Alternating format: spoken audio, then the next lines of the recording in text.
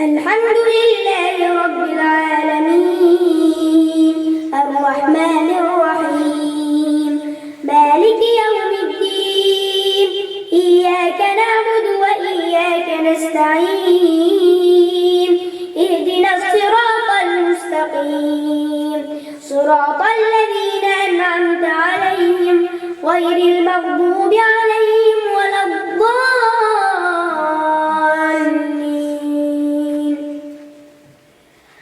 ألف لام را تلك آيات الكتاب المبين إنا أنزلناه قرآنا عربيا لعلكم تعقلون. نحن نقص عليك أحسن القصص بما أوحينا إليك هذا القرآن وإن كنت من قبله لمن الغافلين. إذ قال يوسف لأبيه يا أبت إني رأيت 11 كوكبا والشمس والقمر رأيتهم لي ساجدين. قال يا بني لا تقصص رؤياك على إخوتك فيكيدوا لك كيدا إن الشيطان للإنسان عدو مبين.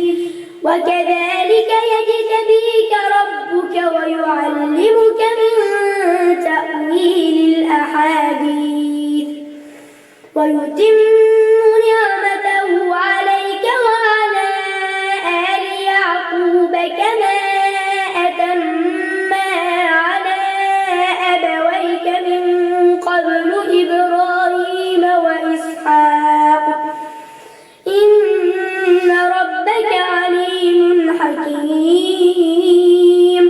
لقد كان في يوسف وإخوته آيات للسائلين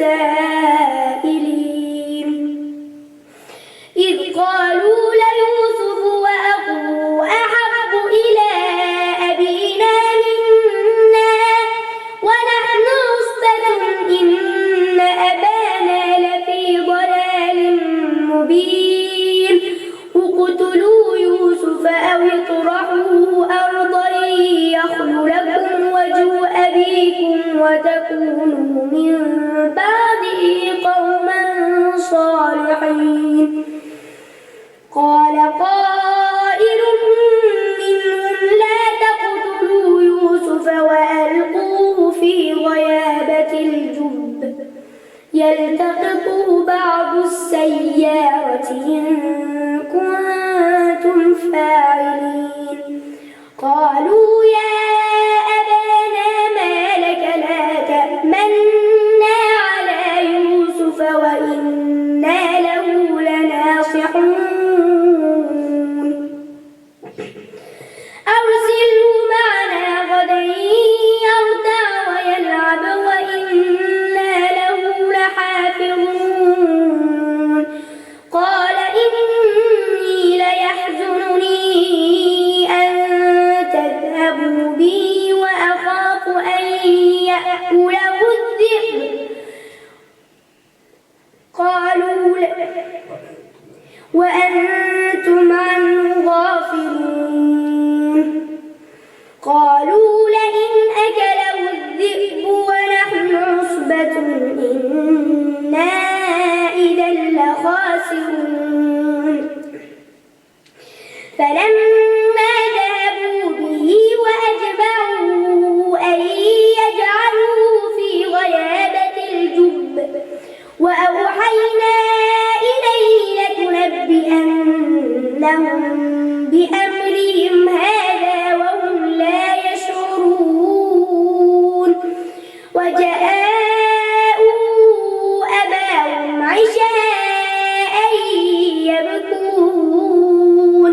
قالوا يا أبانا إنا ذهبنا نستبق وتركنا يوسف عند متاعنا فأكله الذئب وما أنت بمؤمن لنا ولو كنا صادقين وجاءوا على قميصه بدم كذب قال بل سولت لكم أنفسكم أمرا فصبر جميل والله المستعان على ما تصفون وجاءت سيارة فأرسلوا واردهم فأدلى دلوه قال يا بشرى هذا غلام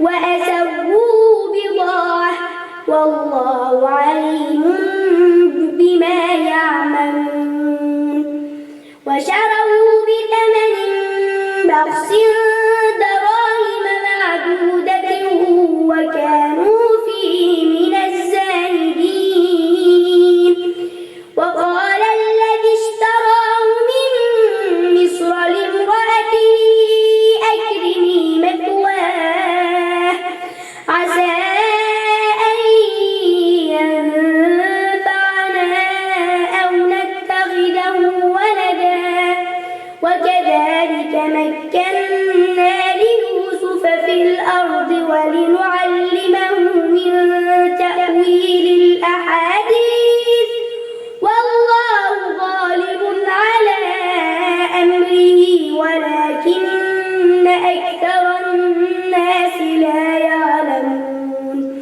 ولما بلغ أشده آتيناه حكما وعلما وكذلك نجزي المحسنين وراودته التي هو في بيتها عن نفسه وغلقت الأبواب وقالت هيت لك قال معاذ الله إنه ربي أحسن مثواي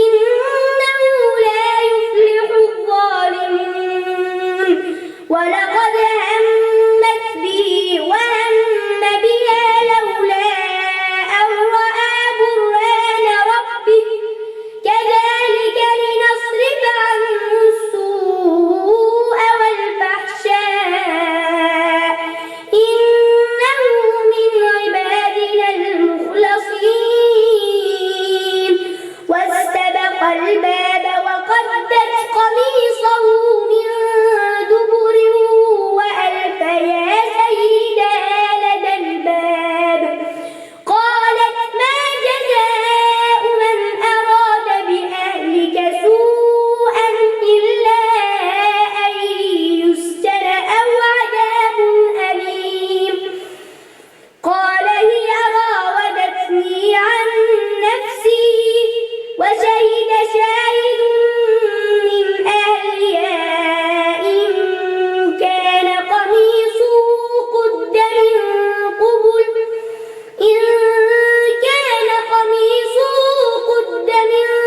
قبل فصدقت وهو من الكاذبين وإن كان قميصه قد من دبر فكذبت وهو من الصادقين فلما رأى قميصه قد من دبر قال إنه من كيدكن إن كيدكن عظيم يوسف أعرض عن هذا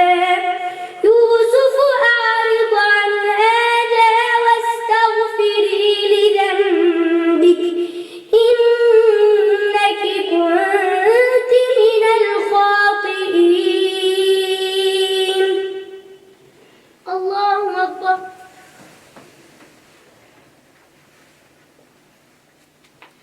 سمع الله لمن حمده